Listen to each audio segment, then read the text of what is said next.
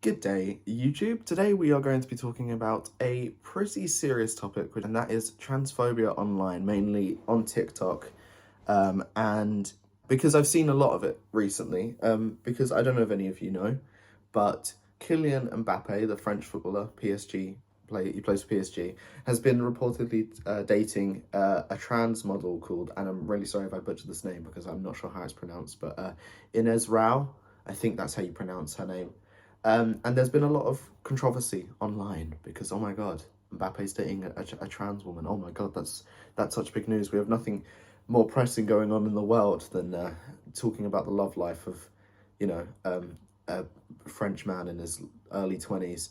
So today I thought I might just, share my own thoughts on the online controversy and just sort of just understand why people are doing this, because it just doesn't make any sense, to be honest. Like, if you have your own personal beliefs about trans people, I mean, for one, just probably educate yourself, and two, you don't share them. All right, if you don't like trans people, don't share that belief, because one day history is not going to look favorably on you. Okay, right. So yeah, I've pulled up an article here before we get into the video, just to sort of read an introduction to the topic. Kylian Mbappe has been the talk of the town in recent days, especially in terms of off-field issues, and he continues to be so.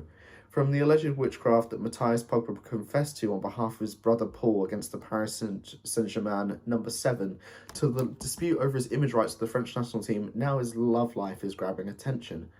Witchcraft? Alright, I think that's going to be a different video, because I'm interested in that now, and my attention span wants to just look up Mbappe witchcraft allegations.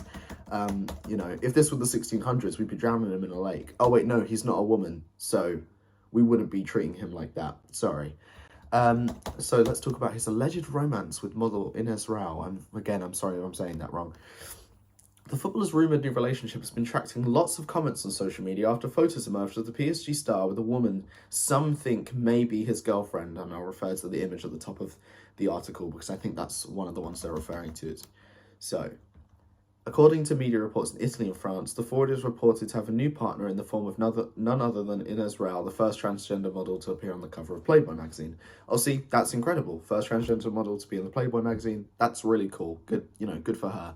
The alleged new girlfriend of the footballer is 32 years old, and in her autobiography, Woman, she tells of how at the age of 16 she underwent gender reassignment surgery. Okay, cool. Lovely picture of her there. In the photos together, they seem happy. Well, that's nice, isn't it? I wish I could be happy. The relationship has not been confirmed or denied by either of them. However, some images circulating on social media networks seem to confirm the rumours. Okay, because social media knows everything. In the images, the two are seen on a boat chatting happily one another. In another of the photos, you can see other footballers carrying Rau in his arms. To be honest, I kind of want Mbappe to carry me in his arms. He looks like a really strong guy. Right, so that's an introduction to it. That's the situation. That's what's happening. And now let's sort of take a look at some of the stuff online. I'm not going to show too many of the videos that I've found on TikTok or like stuff that I found on there, because bringing too much negative attention to these people is just bringing too much attention to the negative comments that these people are making is not what I want to do. I just want to sort of express my disbelief and discontent at the stuff that people are saying online about this topic, because I think it's a sensitive topic, especially in this day and age. But at the same time, there's so much shit going on in the world right now. It would be kind of nice if people could just do better. So let's take a look at this first video here.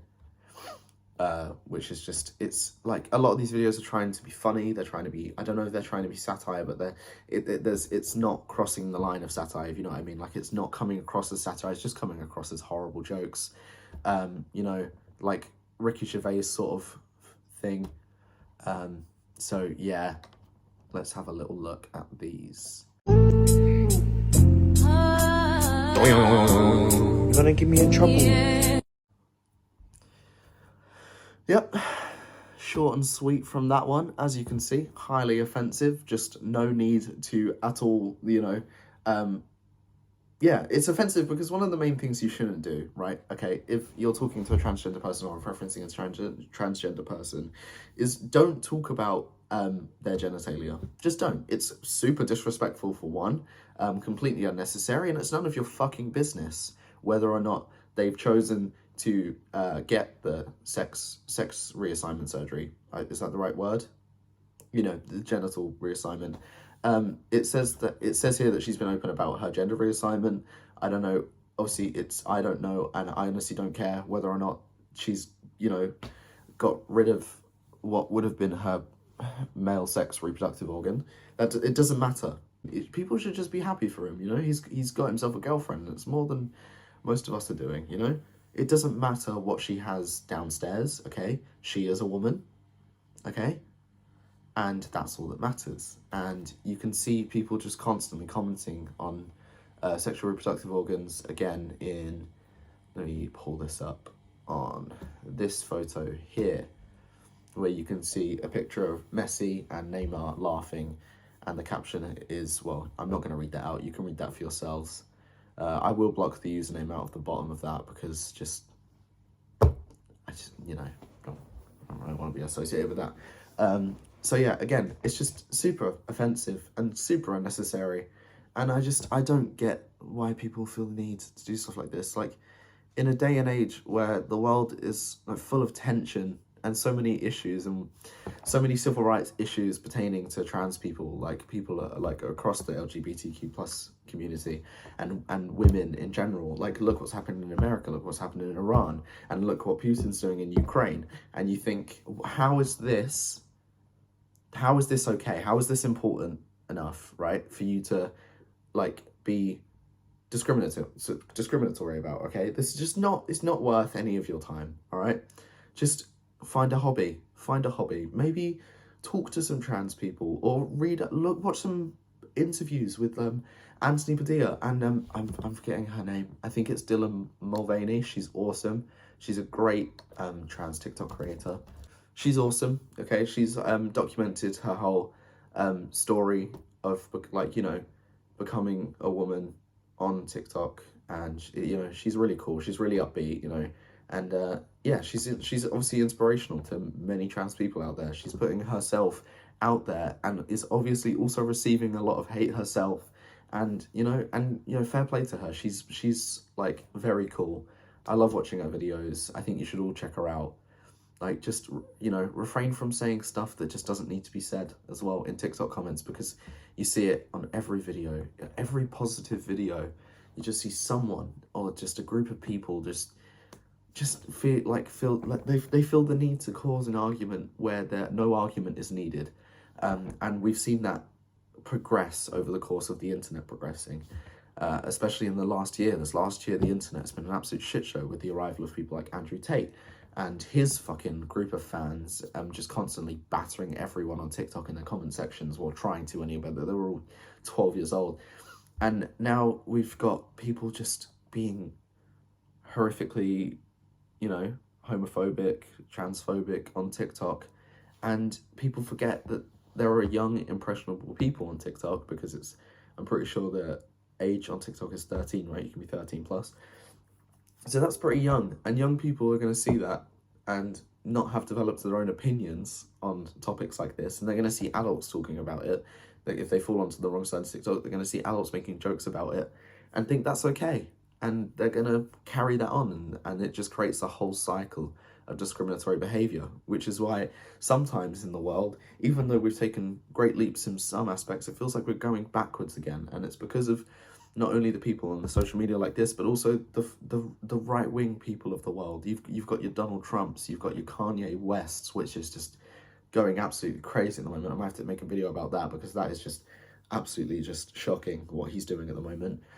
And, you know, and we're regressing as a society, because, you know, we're just losing to traditionalist values of what people should be and people should, like, what they should identify as. And you get constantly these right-wing politicians mocking trans people and mocking people who are, you know, non-gender conformative, and, you know, making all these pronoun jokes, which is just not funny, all right? Because most of these people don't even sound like they know what a pronoun is, because they're like, pronouns aren't real, pronouns don't exist. Really? Okay. how about you look up what that means, okay? Because you clearly failed your English classes in school. Anyway, yeah, I'm sorry. This video has been a massive rant, and if you've made it to the end, thank you very much. Please, like and subscribe.